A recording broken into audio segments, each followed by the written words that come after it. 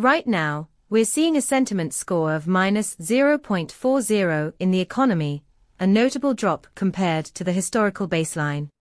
What's particularly striking is the momentum at plus 0.52. This indicates a strong upward shift in sentiment despite the overall negative score. Our API returns detailed sentiment insights, including momentum shifts and semantic clusters, which can help you understand the nuances behind the data. Imagine you're developing an application to gauge economic sentiment in real time. This data could enhance your analytics tool, providing users with critical insights on economic trends and potential shifts in consumer behavior before they happen.